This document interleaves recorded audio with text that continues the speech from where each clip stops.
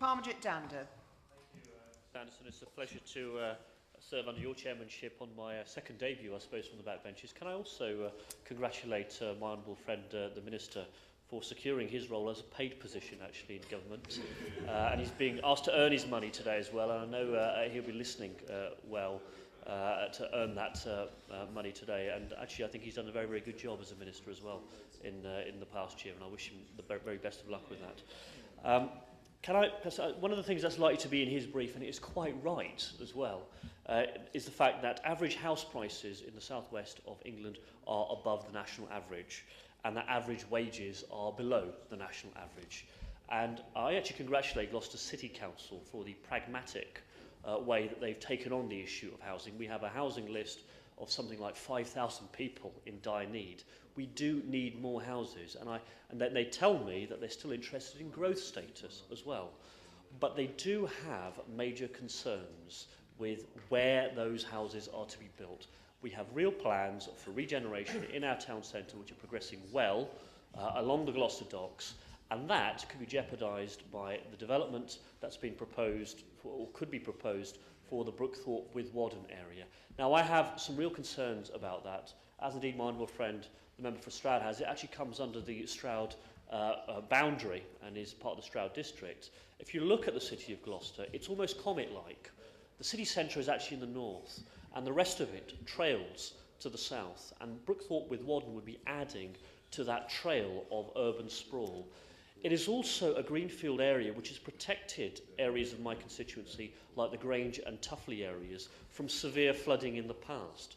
Now, my honourable friend will know we've had terrible flooding in Gloucester. It would be far, far worse if this green area to the south of Grange and Tuffley, which would affect the Grange Road area, the whole of the Bodiam Avenue area, due to its proximity to the Wyman and the Whaddon Brooks and Daniels Brook as well, could really have a cataclysmic effect on an area where we still have people who are homeless from the major floods of last year. So I would ask my honourable friend to consider working in partnership actually with the local authorities, working in partnership with Gloucester City, who have had a pragmatic approach to housing, to remove this from the maps in the same way that Brookthorpe-with-Whaddon has been removed from the text of the RSS. And if there is to be an allocation of 1,500 or any other allocation for the site, then to work with Stroud as well to say, well, you decide where those properties should be. The Honourable Member for Stroud has some very clear ideas, but he does not believe it should be at this particular location called 3B in the RSS maps.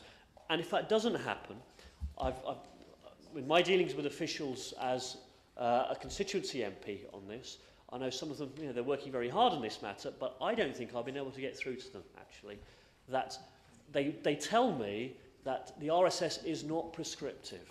The first thing that Stroud District will do when it develops on this site, on the edge of the borders of the city of Gloucester, is to say the government is making us do it. Regardless of whether this is prescriptive or not, that is what they will say. Let's put the ball back into their courts by letting them have greater control of where those houses should be. And that way, by working in partnership, I think we can get the right level of housing for the area and in a more pragmatic way. Yeah.